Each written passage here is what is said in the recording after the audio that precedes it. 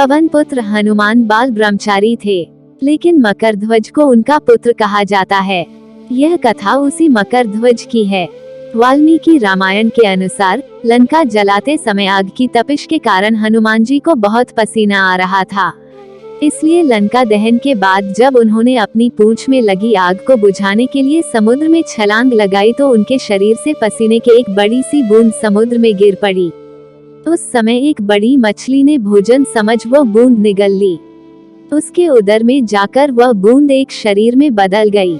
एक दिन पाताल के असुर राज अहिरावण के सेवकों ने उस मछली को पकड़ लिया। जब वे उसका पेट चीर रहे थे तो उसमें से वानर की आकृति का एक मनुष्य निकला। वे उसे अहिरावण के पास ले गए।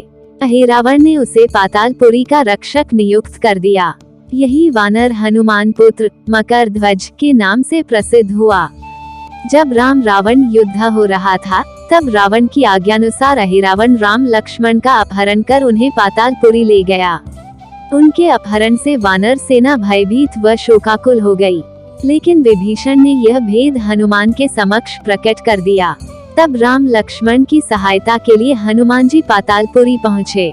जब उन्होंने पाताल के द्वार पर एक वानर को देखा तो वे आश्चर्यचकित हो गए। उन्होंने मकरध्वज से उसका परिचय पूछा। मकरध्वज अपना परिचय देते हुआ बोला, मैं हनुमान पुत्र मकरध्वज हूँ और पातालपुरी का द्वारपाल हूँ। मकरध्वज की बात सुनकर हनुमान क्रोधित होकर बोले, यह तुम क्या कह रहे हो? दुष्ट, मैं बाल ब्रह्मचारी हूँ, फिर भला तुम मेरे पुत्र कैसे हो सकते हो? हनुमान का परिचय पाते ही मकरध्वज उनके चरणों में गिर गया और उन्हें प्रणाम कर अपनी उत्पत्ति की कथा सुनाई। हनुमान जी ने भी मान लिया कि वह उनका ही पुत्र है, लेकिन यह कहकर कि वे अभी अपने श्री राम और लक्ष्मण को लेने आए हैं। जैसे ही द्वार की ओर बढ़े वैसे ही मकरध्वज उनका मार्ग रोकते हुए बोला, पिताश्री, यह सत्य है कि मैं आपका पुत्र हूँ, लेकिन अभी मैं अपने स्वामी की सेवा में हूँ, इसलिए आप अंदर नहीं जा सकते। हनुमान ने मकरध्वज को अनेक प्रकार से समझाने का प्रयास किया, किंतु वह द्वार से नहीं हटा। तब दोनों में घोर युद्ध शुरू हो गया। देखते ही देखते हनुमान जी उसे अपनी पूंछ में बांधकर पाताल में प्रवेश कर गए। हनुमान सीधे देवी मंदिर में पहुंचे जहां अहिरावण राम लक्ष्मण की बलि देने वाला था।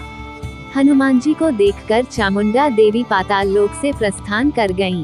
तब हनुमान जी देवी रूप धारण करके वहां स्थापित हो गए।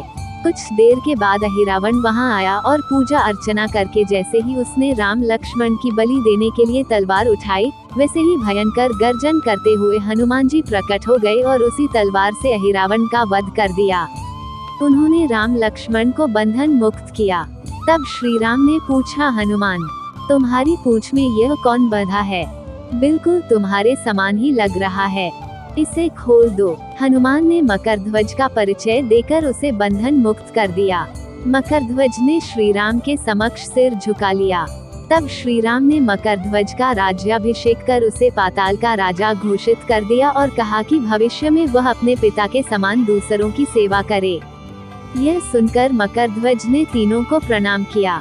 तीनों उसे आशीर्वाद देकर वहां से प्रस्थान कर गए। इस प्रकार मकरध्वज हनुमान पुत्र कहलाए। वीडियो देखने के लिए धन्यवाद।